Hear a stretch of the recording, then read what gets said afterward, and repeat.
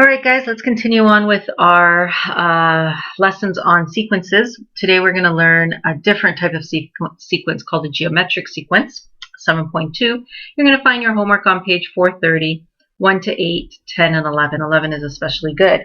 So I'm going to take you through. You're going to now see repetition and a lot of similarities to what we did in 7.1 with arithmetic sequences. However, there is a different formula for this one because there's a different way of getting from one number to the next. So as you can see here, here's a typical sequence. We want to know the value that's going to be in the 10th position. So we go from 2 all the way to 14 and then jump up to 98.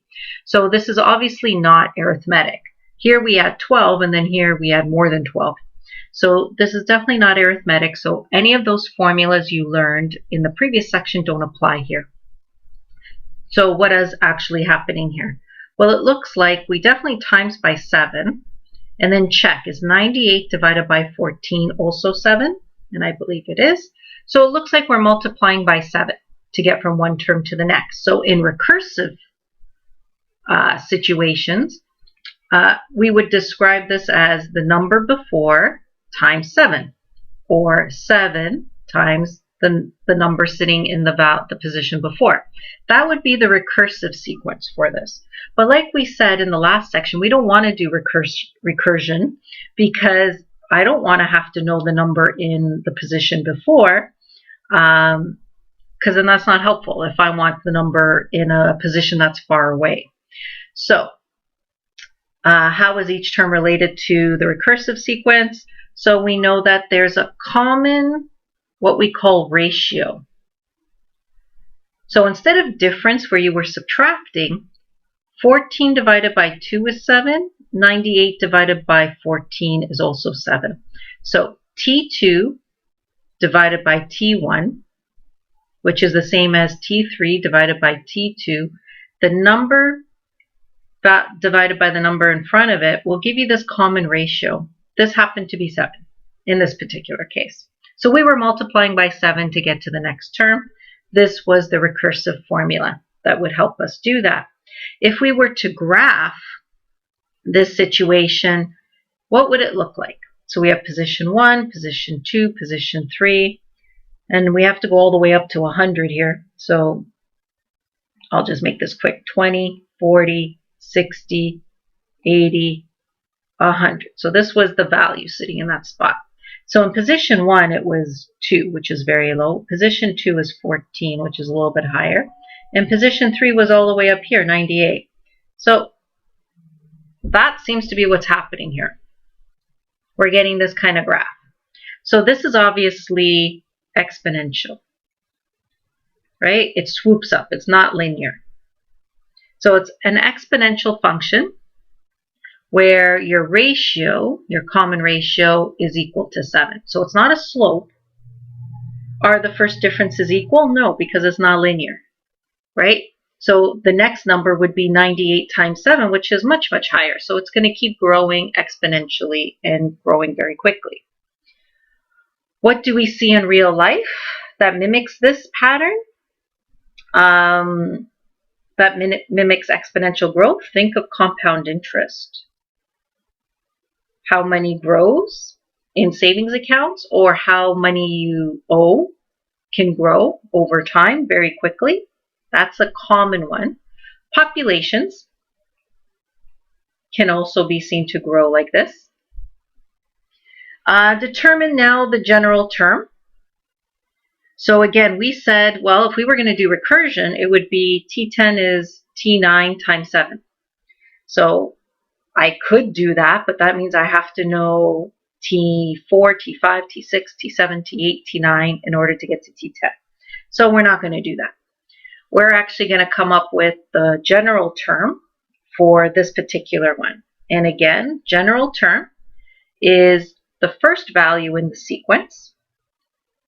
So again, that's T1. This just means general, like before. So that hasn't changed. That hasn't changed. But there's no D, remember, in this particular one.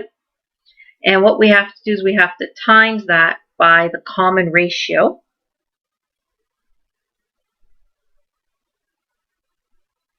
which again is T2 divided by T1 or T7 divided by T6. It doesn't matter which two you put together.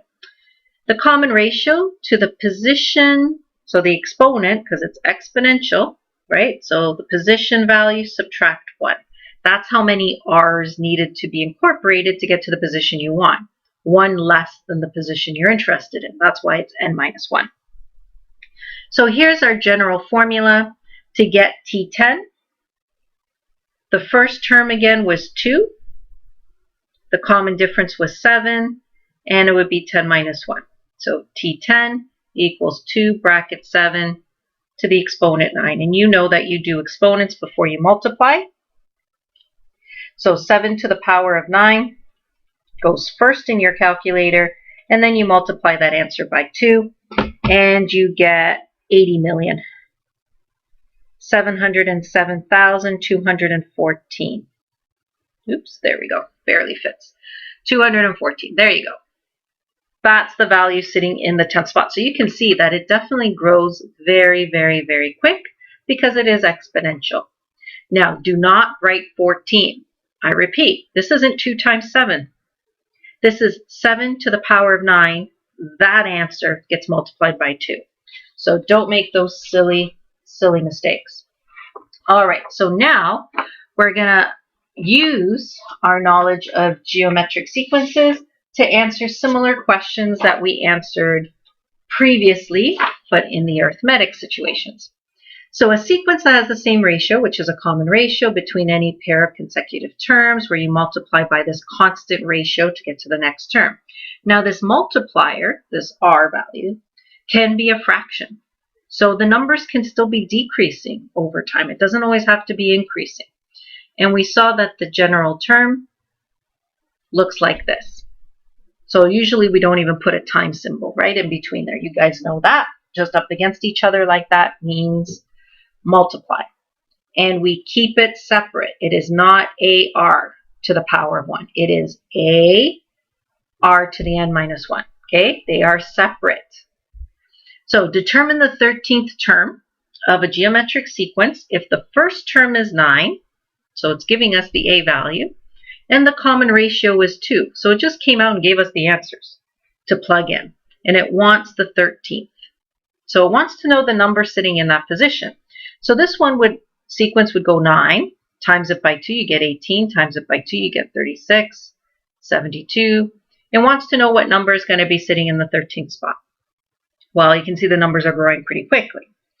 So Tn equals A times R to the n minus 1. Tn equals A is 9, 2 to the n minus 1. It looks nice and neat when you do it this way. T13 is what we're curious about. So we put 13 and then we subtract 1, and you guys know that 13 subtract 1 is 12. This is not 18 here. I repeat, that's not 18. So 2 to the power of 12 is 4096 times 9, 36,864. So that's the value sitting in that particular spot. A company has 3 kilos of this radioactive material that must be stored until it becomes safe to the environment. After 1 year, 95% of the material remains. How much will remain after 100 years?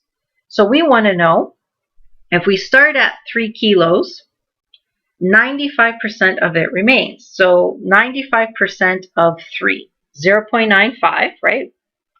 Of 3, 2.85. And then 95% of that would last in the next year. So 2.7075, I believe. So we want to know how much is going to be there 100 years down the road from this starting point of 3 kilos. So A was 3, no doubt. We're interested to know that the ratio was 0.95. Again, it's how much you keep, how much remains, right? And because it's less than 1, the number should be going down. This is called exponential decay. We're interested in the 100th position. So again, your general term, AR to the n minus 1. A was 3, R was 0.95. n minus 1. That is your general formula. You can use it for any particular position number. In this case, 100. So 3 and then 0.95 to the 100 minus 1. 3, 0.95 to the 99th exponent. 0.95 to the 99 times it by 3. You get 0.01816, blah, blah, blah, blah, blah, blah. So approximately 0.02 kilos of it still remains. So that may not be safe yet to discard. So that 0.02 kilos of the material, depending on the environmental and safety conditions, they may or may not be able to dispose of it just yet. They might have to actually keep it a little bit longer. Okay, so now you've seen growth, right? You've seen decay, where the ratio is less than 1. Let's now look at, similar again to what we saw in the previous lesson when it was arithmetic. Here again we have arithmetic, geometric, and you know what the last number is, right? Dot, dot, dot, and then a number. That means 11 is sitting in the last spot. What we don't happen to know in this particular case is how many positions did it take to get to that. So, how many terms are there in the sequence? So what that is asking you to do is to find n. So I showed you how to find n when it was arithmetic.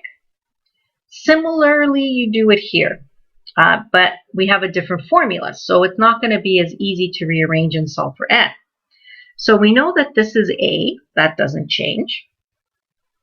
R is going to be this number divided by that number. So 175375553 divided by 526126559. So when you do that in your calculator, 175375553 divided by 526126559, you get 0.33333333. So this is better known as 1/3. So this goes into this exactly 3 times. And we also know that the last spot, so the last value, is 11. So we know a value, we just don't know the spot it happens in, the position number. So Tn equals AR to the n minus 1. Always start with your basic formula.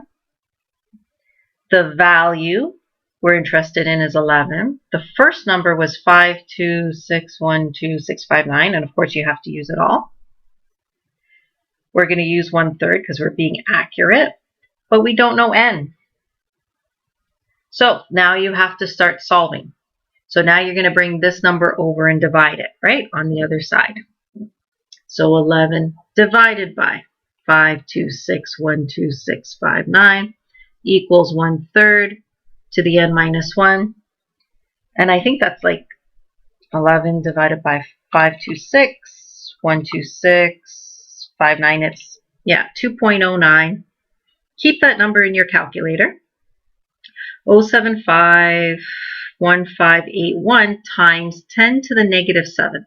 So scientific notation, this is 0.00000209075 is what this number is. Equals 1/3 to the n minus 1. So I showed you that you can do process of elimination and trial and error to try and figure out what exponent you put on this number to make it equal this number. That will obviously take you forever. So in my estimation, I would just use logs. Log of this answer, that's why I asked you to keep it all in your calculator because you need it all. 2.090751581 times 10 to the negative 7. And you're going to divide that by log of 1/3. And that's going to equal n minus 1, right? You drop the exponent down, whatever the exponent was, equal log of the answer divided by log of the base. So with this number still in your calculator, just press log. You get negative 6.6796. Divide log 1/3. You can use your fraction button or log bracket 1 divided by 3. And you get the number 14. You get a nice clean number if you use the full values, right? I didn't round. I didn't call this 0.3. And I'm obviously using the entire number properly with scientific notation. So if you don't have this number in your calculator, you need to get it by going 11 divided by that 526 number. Has to be in your calculator, then you press log on it, divide, log, bracket 1 divided by 3, close bracket, if you don't have a fraction button. And of course, once you get your 14 plus 1, that's how you get your n. So it's the 15th term. So there are 15 terms in this sequence. Took 15 positions to go all the way down to 11, right?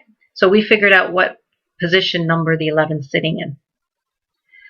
And just like arithmetic, we have the situation here where we have two non-sequential terms again. So you just saw this in the arithmetic situation where we set up two mini equations, and we're going to do the exact same thing here. So we have two mini equations, and we're going to determine the general term in the first three terms. We have T4 and T6. Now they're only 2 jumps away from each other, so it's not that hard to do trial and error to figure this out. But of course, we're not going to do trial and error. So equation 1 is going to be based on T4 has 162 in it. Equation 2 is T6 1458, I believe. So again, these are geometric. You have to be told they're geometric, but you would be. Otherwise, you wouldn't know how to start. So Tn equals A times R to the n minus 1. 162, we don't know A, we don't know R, but n is 4, so 4 minus 1. I'll write it all out for you. So AR cubed. That's one equation. Do the same over here. Tn equals A times R to the n minus 1. Tn is 1458. A we don't know, R we don't know, 6 minus 1. 1458 equals AR to the 5. That's your second equation. So again, 2 unknowns, 2 equations. We're not going to do substitution or elimination per se, because that's when you have linear, right? You have lines, and they're being added or subtracted. These have multiplication happening in front of them, right in between them. And if I actually go equation 2 divided by equation 1, I'm going to be able to go A divided by A. And those A's are going to cancel out. So 1458 equals AR to the 5. And I'm going to divide that by 162 equals AR cubed. What I want is I want those to go away. A divided by A is 1. So the A's are gone. 1458 divided by 62 is a nice number, actually, and it should be. What is 9? Yes. And of course, you know from your exponent laws, R5 divided by R3, you keep the R and you subtract the exponents. 5 minus 3. Well, that's squared. So we now have R squared equals 9, so we obviously square root. But when you square root a number, so remember, R squared, R4, R6, any even exponent, it's always plus minus, right? Because there it's an even exponent. This answer could be positive 3 or negative 3, and you would get positive 9 from it. So negative 3 times negative 3 is positive 9. When it's an even exponent, we do plus minus. So that means we have two possibilities. R could be positive 3 or R could be negative 3. We're not actually quite sure because both would work in this case. So what does that look like? Well, let's split this. What if R is positive 3? Let's carry on and pretend it was positive 3. Substitute it back in here or here, it won't matter, and solve for A. So 162 equals AR cubed. 162 equals A times 3 cubed. So 162 equals, that's not 9, remember that's 27. A's, so A would be 162 divided by 27, which is 6. What about if R was negative 3? Do the same thing. 162 equals A times negative 3 cubed. 162 equals negative 27, right? Negative 3 times negative 3 times negative 3 is negative 27, which would mean this would be negative 6, right? That's the difference it makes. So we don't know which one of these situations is correct. So therefore, two cases, right? So in case 1, we have option 1. We have A is 6, R is 3, right? Positive, positive. Which means Tn equals 6 bracket 3 to the n minus 1. There's your general term. And if it was this situation, then it would be 6 as the first number, 18, then 54, dot, dot, dot, whatever the next numbers would be. That's what the situation would look like. And it would give us 162 in the 4th spot and 1458 in the 6th spot. Option 2 has the A value of negative 6 and an R value of negative 3. So its general formula would look like Tn equals negative 6 bracket negative 3 to the n minus 1. And the situation would look like negative 6. Then we times negative 6 by negative 3 and we get positive 18. Then we times positive 18 by negative 3 and we get negative 54. Dot, dot, dot. The next number would be positive, right? It would be 162. And then would have flipped to negative. And then we'll flip back to positive. So that's why this also works. And that's why we can't be sure which one of these two situations is actually happening. So it's actually both answers. And the reason why it was two answers is because we had an r to an exponent that was even. If this was r to the power 1, r to the power 3, r to the power 5, there's only one answer you're ever going to get. So you only do it then the one way. But when it's r to an even exponent, you have to branch it off and do both the positive and the negative version of that r value, just to make sure you cover all your bases. All right, so again, that should now take you through enough to get you doing your questions that I'd like you to answer. Again, page 430. If you forgot, page 430, 1 to 8, 10, and 11. And 11 was apparently a very good one. So that will take you through geometric sequences. And then lastly, we'll just finish off with arithmetic and geometric series to finish off the rest of chapter 7. Let me know if you have any questions.